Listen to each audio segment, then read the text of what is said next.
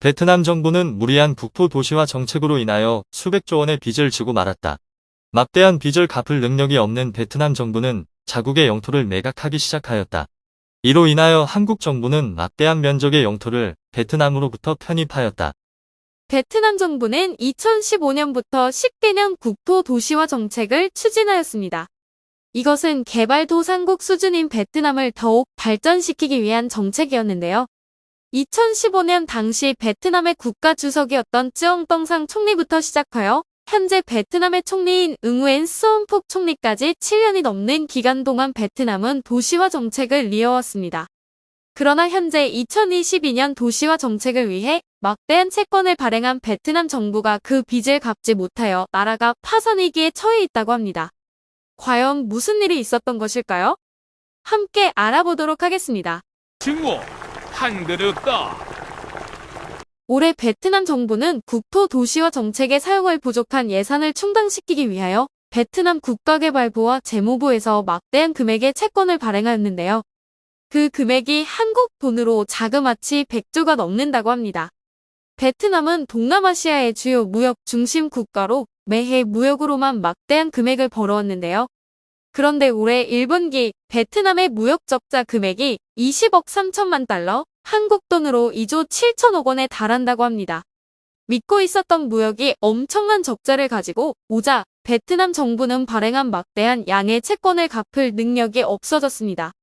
이런 상황에 베트남은 진행 중이던 국토 도시화 정책을 멈추고 채무 삭감을 위하여 노력했는데요.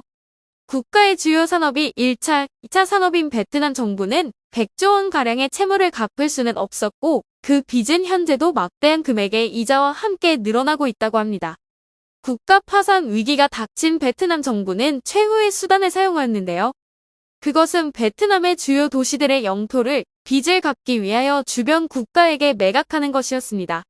이에 한국 정부는 베트남의 하노이, 다낭, 호찌민시를 포함한 5지역의 도시들을 한국으로 편입하였습니다. 5군데의 도시들을 편입하는데 사용한 금액은 고작 80조 원이라고 합니다. 현재 한국은 뛰어난 방산 산업으로 인해 전 세계 각지에서 수십조 원의 거래를 성사시키는 중인데요. 80조 원이라는 금액으로 베트남의 대도시 5군데를 편입한 것은 한국으로서는 엄청난 이득입니다. 하지만 베트남의 영토를 완전 매입한 것은 아닌데요. 베트남 정부가 한국에게 80조 원이라는 금액을 전부 다 갚을 때까지만 한국이 베트남 영토에 대한 주권과 경제 활동을 관리할 수 있는 것이라고 합니다. 세계 각국의 전문가들은 베트남이 한국에게 80조 원의 금액을 전부 갚는 데까지는 약 5년의 시간이 걸릴 것으로 예상하는데요. 5년이라는 시간 동안 한국이 베트남 영토로 인해 얻을 수 있는 수익은 1년에 약 340억 달러, 한국 돈으로 45조 원에 달할 것으로 전문가들은 보고 있는 상황입니다. 이 소식을 전해들은 전 세계 언론들은 우스갯소리로 한국인들은 근 5년 동안 아무 일도 하지 않아도 굶을 일은 없을 것이다 라고 전했는데요. 베트남 정부의 어리석은 실수로 인하여 한국이 막대한 이득을 얻게 된 것입니다.